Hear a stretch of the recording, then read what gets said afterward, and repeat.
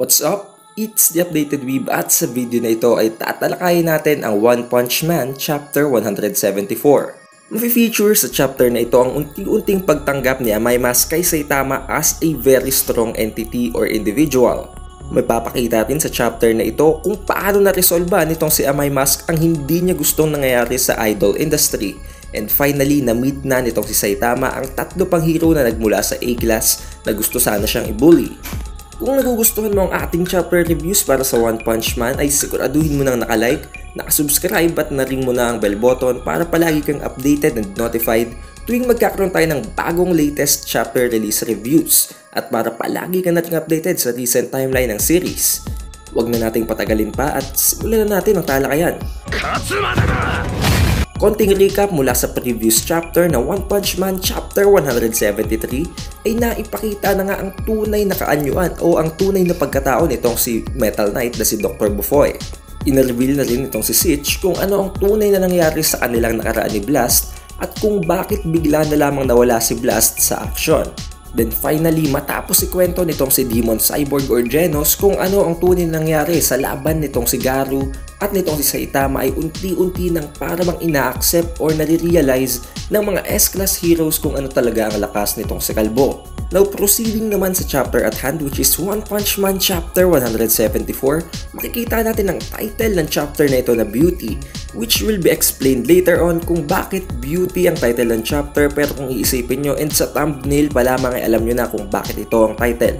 With a very beautiful figure nitong si Fubuki as a cover page na nagsasabi ng mga "Let the blizzard of enchantment blow over you." Ngayon sa early panels ng chapter na ito ay makita natin agad ang madaming convoy ng mga sasakyan na kung saan ay nakasakay itong si Fubuki at ang Blizzard Group. At habang pinagdadrive nitong si Eyelash itong si Fubuki ay bigla niyang naitanong kung bakit bigla na lang daw gustong pumunta nitong si Fubuki sa kanyang tinutukoy na lugar, which is not specified sa kanyang sinabing dialogue, pero may gustong puntahan na lugar dito itong si Fubuki at isinama niya ang buong Blizzard Group na armed pa nga. Na sinagot naman ni Fubuki na may gusto daw siyang i-meet na certain someone na maaring mag-turn out violently. And kung papansinin natin, Fubuki is already ready for a fight, which means hindi talaga actually pag-uusap lang ang ine-expect na mangyari ni Fubuki sa kanyang i-meet na certain someone. So in the next proceeding chapters, maaring makita natin ang isang napakatinding laban sa gitna ng certain someone na ito na i-meet ni Fubuki at ng Blizzard Group. But continuing on with the chapter, makakarating tayo ngayon sa R-City, specifically sa Ikemen Building or Ikemen Castle, which also means Handsome Castle. Kasi kung papansinin natin, ang meaning ng Ikemen ay handsome, so Ikemen Castle is Handsome Castle or Handsome Building. Sa loob ng Ikemen Castle or Handsome Castle na ito ay naroon si Amay Mask at ang kanyang director or maybe manager as well. Nag-uusap sila sa kung ano ang gustong mangyari ng direktor na ito sa career o sa iba pang mga tao na nasa loob ng industry nitong si Amay Mask.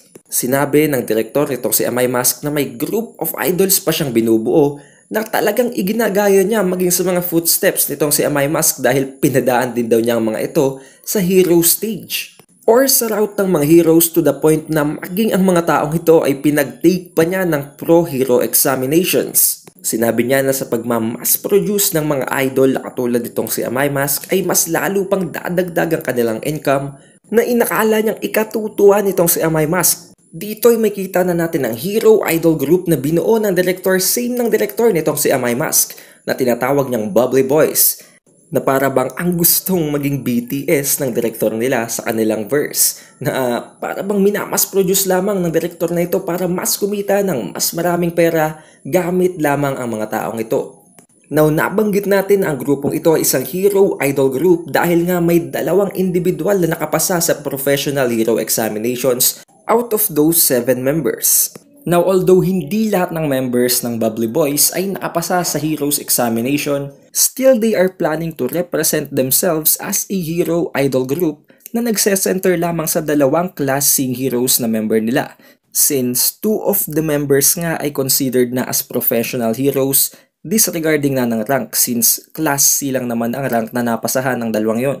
Ngayon, dahil nga dinala na ng direktor na ito ang Bubbly Boys, gusto niyang bigyan nitong si Amay Mask ng piece of advice ang grupo ng mga idols na ito para naman magkaroon sila ng konting ideas and knowledge sa kung paano maging isang napaka-ideal na idol. Wala namang pakialam sa mga taong ito itong si Amay Mask habang nakatitig siya sa kanyang cellphone at sinabi niya pa na ayaw daw niyang makipag-usap sa mga taong ito dahil sila daw ay walang kahit na konting ka-appeal-appeal at sila ay mga fakes lamang. Dahil parang ginagaya lang na naman talaga ng direktor na ito ang idol group na Bubbly Boys sa mga yapak na ginawa na nitong si Amay Mask. Pinagpatuloy pa ang pangkukumbinse ng direktor na ito kay Amay Mask habang sinasabing ang mga ito daw ay mga tunay na gems na at some point ay maaaring ma-take over pa maging ang place nitong si Amay Mask. Pero wala pa rin pakialam itong si Amay Mask at kung papansinin natin ang tinitingnan pala ni Amay Mask sa kanyang phone ay ang recap or ang replay ng nakuhang video nitong si Metal Knight sa nangyaring incident ng pagkasira ng Heroes Association Defense Mechanism.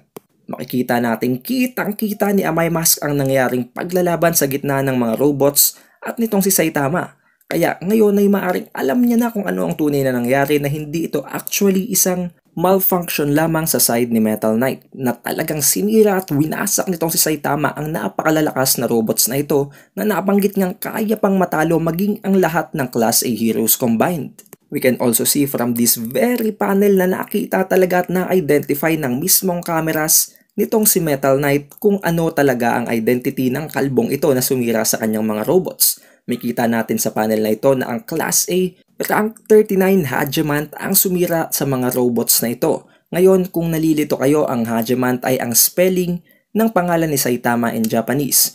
Hindi na natin kailangan pang pakomplikaduhin ang mga bagay-bagay, just think of it na ang Hajimant ay may connection sa kanyang pangalan, which is more likely nagmimi ng Cape Baldy in Japanese.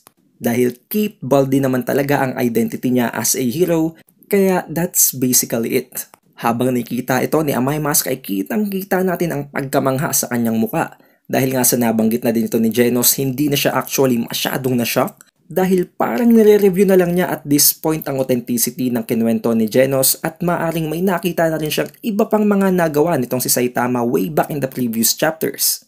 Habang nagfo-focus naman sa pagre-review ng mga camera replays itong si Amay Mask, patuloy ang pangulit ng direktor niya na dapat daw ay bigyan niya ng atensyon ng mga juniors niya na ang Bubbly Boys.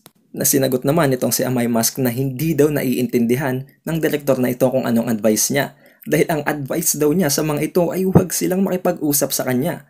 Na talagang nagpapakita lamang na ayaw talaga ni Amay Mask sa mga taong ito o maaaring ayaw lang niyang ginugulo siya. However, sa mga susunod na panels ay makita natin kung paano magalit si Amay Mask ng dahil sa issue na ito. Nagsalita si Amay Mask habang sinasabing habang kinukopya daw ng direktor na ito ang pagkatao niya bilang isang hero idol ay nag-came up lamang siya sa mga basurang tao na ito. To the point na nag-mass produce pa nga ng napakadaming members ng isang grupo ang direktor na ito para lamang gayahin ang pagkatao ni Amay Mask at hindi lamang yon maging ang pagiging hero idol niya. Subalit syempre dahil naririnig din naman ng Bubbly Boys ang sinasabi ni Amay Mask, medyo nasaktan din ang loob nila kaya biglang sumagot ngayon ng isang member na ito habang sinasabing bakit daw ganun na lang kasama ang ugali o ang tungo nitong si Amay Mask sa kanila. Sinabi pa ng member na ito na kung masyadong magiging mayabang daw itong si Amay Mask ay maaaring maalampasan o mahigitan pa siya ng Bubbly Boys dahil nga sa kanyang pagiging ignorante. Masyadong overconfident ang member na ito ng Bubbly Boys na sinabi pa niyang kung pagdating lang daw sa itsura, sa pagkanta at pagsayaw ay talagang kayang-kayang nilang tapatan itong si Amay Mask.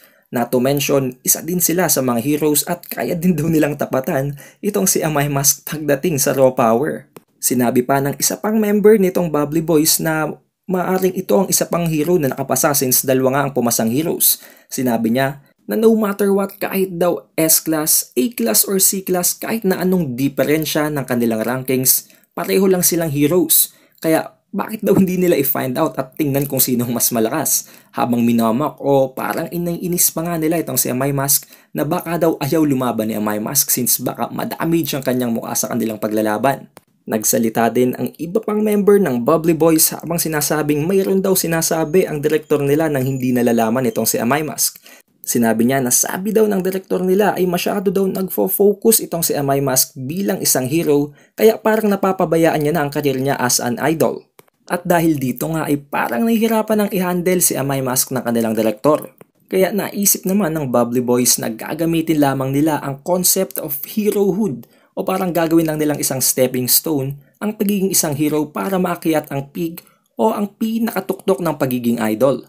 Hindi tulad nitong si Amay Mask na para bang ginagawa lamang niyang sideline ng pagiging idol at mas nagko-concentrate pa daw siya as a hero. Pinagpatuloy nila ang pangiinis dito kay Amay Mask habang sinasabing pinaplano daw talaga ng kanilang agency na i-push talaga ang pagpopromote sa kanilang group na Bubbly Boys. Sinabi din ng isa pang member na kung talagang gusto niyang mag-concentrate sa pagiging hero, bakit daw hindi na lang siya mag-retire at ipagpatuloy ang herohood niya instead of being a idol hero. Ngayon, nagsimula nang magsalita itong si Amay Mask habang sinasabing that way of thinking daw, the very logic na ang pagiging hero ay ginagamit lamang as a stepping stone para maging isang kilalang sikat na idol ay ang dahilan kung bakit naiisip nilang parang pasaway itong si Amay Mask na mahirap i-handle. Since alam naman nga nating lahat na seryoso talaga si Amay Mask sa pagiging isang hero at sa pagpoprotekta sa mga tao hindi lamang para sa pagiging sikat na tao or idol rather. Mula dito ay may kita nating unti-unti nang lumalabas ang pagiging isang monstrous na being nitong si Amay Mask dahil nakita naman natin kung paano talaga magalit ang Amay Mask na ito. Sinabi ni Amay Mask sa Bubbly Boys na paano na lamang daw kung isa siyang monster na nasa harap nila ngayon. Sumagot naman ng Bubbly Boys na bubugbugin daw nila siya dahil nga ito ay isang 7-on-1 battle na para bang iniisip nila na numbers lamang ang magde-decide ng outcome ng laban na yon. Nang dahil sa sagot na yon ay pinagtawanan sila nitong si Amay Mask habang ang isa namang member ay sumasagot na naman habang sinasabing kung akala daw niya ay natatakot silang Bubbly Boys kay Amay Mask ay nagkakamali siya dahil handang-handa daw silang palagan maging itong si Amay Mask. However, with just a fraction of a second, biglang nanginig ang lahat ng kanilang katawan na hindi nila alam kung ano ang dahilan. We can see na talagang nagtataka at very confused ang Bubbly Boys sa nangyayari dahil wala nga namang dahilan para manginig na lamang sila ng biglaan. Sinagot naman sila biglaan nitong si Amay Mask na sinasabing ito daw ay ang kanilang very instinct na nagwawarn sa kanila na huwag labanan itong si Amay Mask. Dahil napakalayo daw ng diferensya sa kakayahan ni Amay Mask at ng Bubbly Boys na fake idol group na ito habang sinasabing you and I are different biologically. And you see, kung papansinin natin mabuti at kung talagang hihimayin natin maging ang dialogue na ito, sinabi ni Amay Mask na different daw sila biologically ay parang fino-foreshadow talaga na hindi talaga isang literal na tao si Amay Mask. Na more of a monster talaga ang kanyang pagkatao or maaring pure monster talaga siya dahil nakita nga natin sa previous chapters ang mga supporting details and facts na nanggaling sa mga nangyaring laban. Furthermore, matapos niyang takutin ng napakalala ang Bubbly Boys, tumingin at tumitig pa siya sa Bubbly Boys with this scary look at his face habang sinasabing none of you have it. None of you have beauty. Beauty like his. And by that, nagpe-pertain siya ngayon kay Saitama aka Cape Baldy matapos nga niyang makita ang truth o ang detalye and facts sa nangyaring replay ng cameras. Ngayon ay masasabi nating alam na at tinatanggap na ni Amay Mask kung ano ang tunay na kakayahan ngayon ni Saitama. Ngayon hindi na nag-iisang si Genos, si King at si Bang ang nakakaalam ng katotohanan. Maging si Amay Mask at maging ang Metal Knight na si Dr. Bufoy ay alam na kung gaano kalakas ang kalbong ito. Now having an image of Saitama at his mind, naisip niya na si Saitama talaga ay nagpo-possess ng true beauty of overwhelming power. Na talagang tinatanggap niya na si Saitama ay ang pinakamalakas na being na kanyang kilala as of now. At this point ay nakita nating unti-unti na talagang ni-acknowledge ng heroes at maging ng S-class na heroes kung gaano kalakas si Saitama. So hindi na malabong unti-unting makilala talaga siya at unti-unting makaakyat sa ranking papuntang S-class. Dahil from this point on nga ay unti-unti nang naa-unravel ang kanyang sikreto at unti-unti na siyang nakikilala ng mas marami pang karakter. After that incident naman na nangyari sa gitna ni Amay Mask at ng Bubbly Boys, ay nagkaroon tayo ng transition ng kwento papunta naman pabalik sa Heroes Association apartment. Specifically sa apartment nitong si Saitama na ang room 104. Humihingi ng pasensya si Saitama dahil nga ang mga mug na ginagamit ngayon ng kanyang mga bisita ay cracked dahil nga ito ay mga recycled mugs lamang na kinuha lamang niya sa mga natirang remnants ng nangyaring laban sa Heroes Association at sa Monster Association. Now alam kong kilala nyo na kung sino ang visitors niya. Ito ay ang tatlong heroes na nagbabalaksa ng ibuli siya na na-prevent lamang ng dahil sa presensya ni King. However, nandito ngayon ang tatlong ito para ipagpatuloy na itry na i-assert ang kanilang dominance na para bang gusto nilang igalang sila nitong si Saitama. May kita natin dito kung ano ang specific na hero names nila at kung ano ang kanilang specific na ranking sa A-class. May kita natin na ang nakasalamin na para bang batang lalaking ito na may headphones ay nataguriang si Forte na nakatira sa room 101 at siya ay ang A-class rank 31 hero. Nandito rin itong si Butterfly DX na isang A-class rank 16 hero na nakatira sa room 102 and lastly itong si Chain Toad na nakita na natin na makipaglaban kay Garu na nakatira naman sa room 103 at isang A-class rank 36 hero na. Now it seems hindi naman actually pupunta talaga ang tatlong ito sa room nitong si Saitama and more likely si Saitama ang nag-invite sa kanila para nga i-greet sila dahil kararating lang ni Saitama sa room niya na ito. However, hindi pala alam ni Saitama kung sino ang tatlong ito na dahilan kung bakit para bang bigla agad na inis itong si Forte sa kanyang attitude. Dahil nga ang tatlong ito ay may superiority complex or maaaring sabihin natin itong si Forte lamang dahil siya ang masyadong eager sa gantong pangyayari. Gustong-gusto niya na masyado siyang ginagalang at tinuturing as a senior ng kanyang mga kasamang heroes. Hindi niya nagustuhan ang thought nitong si Saitama na hindi sila kilala. Kaya bigla niyang tinanong itong si Saitama kung ilang taon na daw ba si Saitama dahil para bang gusto niyang i-assert na mas matanda siya kaya mas dapat siyang igalang. Sinagot naman siya ni Saitama na ang edad daw ni Saitama ay 25 years old at dahil itong si Forte ay 24 years old pa lamang, sinabi na lamang niya na age doesn't matter daw.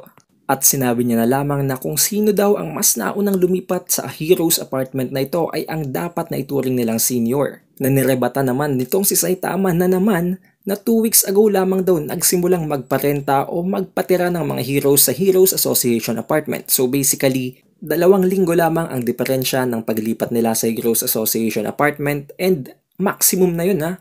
Ngayon kung mas na-late pa ng paglipat itong si Forte, maaring mas maiksi pa ang difference ng kanilang paglipat. Kaya para bang sinasabi ni Saitama na masyadong maliit lang ang difference, so walang senior sa kanilang dalawa. Nagalit naman ngayon itong si Forte habang sinasabing wala daw siyang pakialam kahit nag-aano pa kaliit ang difference ng kanilang paglipat. As long as may nauna daw, yun daw talaga ang senior. At napakakapal daw ng mukha nitong si Saitama dahil hindi man lamang daw siya nagdala ng kahit na anong gift or snacks as a present sa kanyang mga seniors. Hindi man lamang daw niya sila ginreat o para bang gusto niyang igahalang talaga siya at ituring na senior nitong si Saitama. Nang dahil sa sinabi ni Forte, biglang nagpakilala ngayon itong si Saitama para nga mag-comply sa kanyang gustong mangyari. Sinabi niya na siya si Saitama or aka Kate Baldy at nasiraan siya ng bahay. Ngayon dahil nga na-promote na siya as a Class A ranking hero, ay nabanggit o para bang na-i-refer nitong si King dito kay Saitama ang Heroes Association apartment since qualified na nga siyang tumira doon dahil nga siya ay A-class ranking hero na. Medyo parang nag-hesitate ngayon itong si Forte dahil nga alam na alam naman nating marami sa mga heroes ang takot na takot kay King. Dito naman ay makita nating naghubad na ng maskara itong si Chain Toad na talagang nagpagulat dito kay Saitama dahil maaring iniisip ni Saitama na isang literal or actual na palaka talaga ang hero na ito at hindi isang tao. Hinubad ni Chain Toad ang kanyang maskara para mainom ang tea na inoffer sa kanya nitong si Saitama. Dahil dito ay medyo na-weirdohan ngayon itong si Saitama sa nangyari. But now, dito na magsisimula ang pambabara at pambabastos ni Saitama sa tatlong heroes na ito na dahilan kung bakit nagalit talaga ng lubusan itong si Forte. Sinabi ngayon ni Butterfly DX na ito daw si Chain Toad ay isang napaka-simple and plain na hero way back then. Kaya naisipan niya na magsuot ng isang maskara para mag-portray ng kanyang karakter at dahil nga doon ay sikat at kilalang kilala na si Chain Toad sa mga kabataan. However, sinagot naman siya ni Saitama na kahit daw nagsuot ng isang maskara itong si Chain Toad, napaka-plain pa rin daw ng idea niya na magsuot ng isang maskara. Na hindi naman actually pinalaki nitong si Chain Toad na para bang hinayaan lang niya ang sinabing yun ni Saitama. Ngayon, nagsimula namang i-introduce nitong si Butterfly DX ang kanyang sarili. Sinabi niya na lumipat siya sa Heroes Association para mas makatipid sa pag-commute dahil nga maaring mas malapit ang Heroes Association or literal na Heroes Association mismo ang tinitirahan niya ngayon. Sinabi din itong si Butterfly DX na sigurado daw siya na kilala siya ni Saitama since palagi nga daw siyang nag-a-appear sa television at napakasikat din daw niya pagdating sa internet. However, sinagot siya ni Saitama na hindi daw siya kilala nitong si Saitama na talagang nagpahiya sa kanya kaya naisip niya ngayon na magsuot ng kanyang costume dahil baka hindi lang siya kilala ni Saitama kapag hindi siya nakasuot ng kanyang hero costume. Ngayon makikita natin ang napaka what the fuck na itsura nitong si Butterfly DX. Like men, tingnan nyo naman ang itsura ni Butterfly DX, hindi natin actually ma-imagine kung paano naging isang hero ang taong ito or paano man lamang ba siya lumalaban. The only thing I can think of is that napaka weird ng kanyang datingan at lalong-lalo na ang heart-shaped na buhok sa kanyang dibdib. And actually not only dibdib pero wag na nating pansinin ang iba pang parte ngayon. Sinabi nitong si Butterfly DX na palagi daw siyang nabobroadcast sa television and sa internet habang suot-suot ang kanyang costume at lumilipad from roof to roof. But then sinagot siya nitong si Saitama na hindi daw talaga siya kilala nitong si Saitama at hindi daw siya nanonood ng television. No, actually nanonood siya pero only on public channels, kaya ang tanging napapanood lamang niya ay mga weather reports at ang mga disaster reports. He further added up na napakamabuhok daw nitong si Butterfly DX at siguraduhin lamang daw nitong si Butterfly DX na walang maglalaglagang buhok sa kanyang apartment, na talagang nagpahiya dito kay Butterfly DX pero wala naman siya actually ginawa. Pero kitang-kita natin ang devastation sa kanyang itsura o sa kanyang reaksyon. Ngayon, mag-proceed na tayo ngayon kay Forte. Nagsimula nang magpakilala ang hero na ito habang sinasabing siya daw ay si Forte at ginagamit niya ang rhythm na naririnig niya sa kanyang earphone sa pakikipaglaban. Sinabi din niya na wala daw siya actually pakialam sa pagiging sikat pero nababanggit daw ng karamihan na napakasikat at napakaangas ng kanyang itsura.